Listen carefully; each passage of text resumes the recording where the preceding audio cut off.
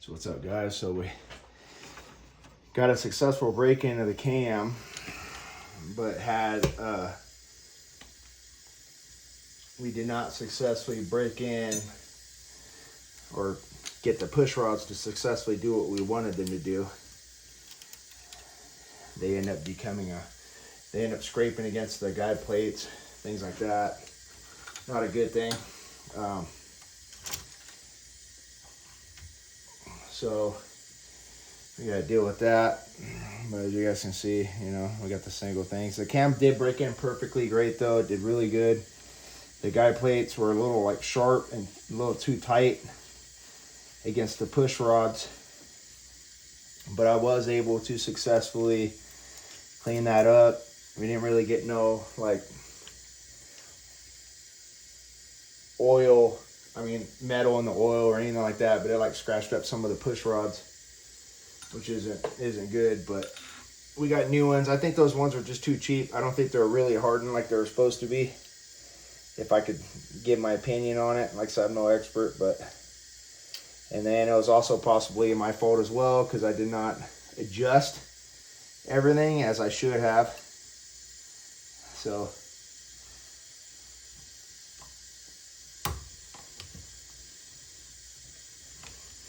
as you guys can see, I got the air going on, just a little bit of pressure. And then we got the old changer on there. It screws onto the stud, which is nice. We apply air pressure in the spark plug hole.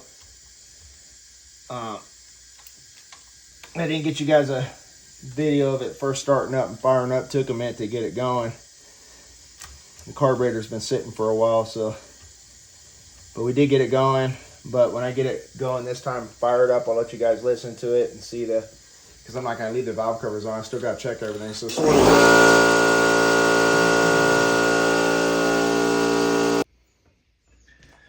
as I said, I don't think the push rods were hardened as much as they were. They were off Amazon, so the quality is questionable whether they were actually good or not.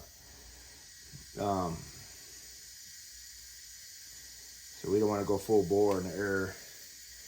We just want to get it on there and get it going so it holds the valve up. So as you can see, it's actually not that hard with this tool. It's sort of really nice, actually. You don't even got to take the head off to change it, and it works out really good. We got our next spring, just goes right in there.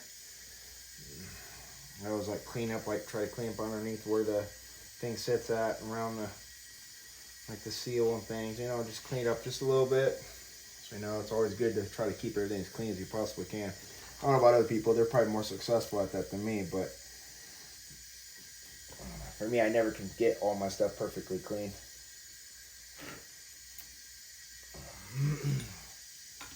But yeah, the push rods, I think the quality of them, was like pretty much questionable, to be honest. And because of that, I really feel or believe that that's probably why they actually failed.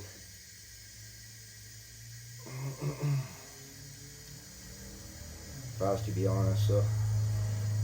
And then, like I said, I didn't adjust the plates as good as I should have. I didn't do it. And if I would have, it would have been a lot better, and I would have known it would have been fine. But, lesson learned, I guess. I've worked on a lot of like these old school engines and stuff like that, but I've never done anything exactly like this before, so I'm pretty new at it. And like I said, with you guys too, it's like, even if you watch this, you don't know for sure, what's going on and stuff. You should always do your own, research and things like that. But like I was trying to show you guys, I think I'll show you right now. Get it out of here. Ugh. Thing's like way too tight for some reason. But I had to clearance the guides, so I rounded them and then I clearanced them. So that way, when the push rod runs against it, it's smoother. So I don't know if I got the push rod sitting right here or what. I just had it. Let's see, where did it go? Well, in any case, it had scratches along the push rod where it rides on the guide plate, and then it scratched it up. So I didn't want to deal with that per se. So I went through and set everything and then re-centered them, but I also clearanced them just to give them a little extra room, because they're supposed to have, I think, between what I researched, about 5 to 10 thousandths of an inch on each side of the push rod. And these did not have that, which is crazy because they're meant for 5/16 rods. They had maybe a thousandth of an inch on each side of the push rod. It just wasn't enough. And if anything touched it, it like the push rod would catch on it. It caught on it. It's just sharp. So thankfully we didn't get no metal in the oil or nothing like that. We just got like a little bit of metal flake around like the stud or something, which I was able to clean up. And then I've also went through and rinsed and cleaned the entire inside of the engine over and over and over again, just to be sure. But we got lucky on that one. But so I clearanced them, made them smoother. They're rounded now, so that way it still guides the push rod. And now it has about 5 thousandths, maybe 8 thousandths of an inch on each side of the push rod, so it gets a little bit more play. And then with it being centered and everything, it has a little bit of room side to side for deflection and stuff like that. So it still won't touch the side of the head. Still keeps it almost perfectly in line in a way.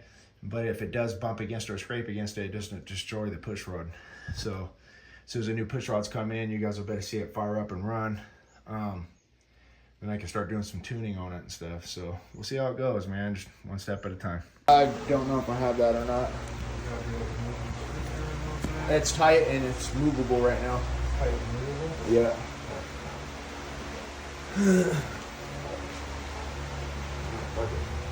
Across, right, motherfucker? I don't know, I hope so. I hope they don't destroy that thing, man. Got oil in it, right? Yeah. Got plenty of oil in it. See, hopefully it's not too bad. Hold on. Got to put this, okay.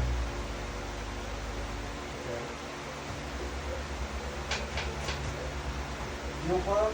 Yeah, Tom. Alright. Neutral?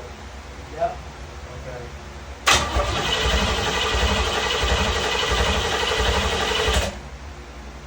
Should fire. Everything plugged in, got it hooked up.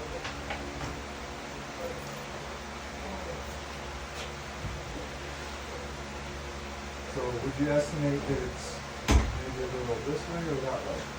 So it's You should fire. into the fire.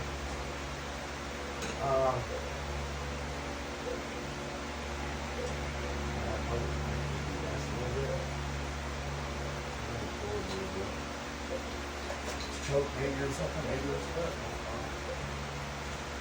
You're right, let's shoot it fire.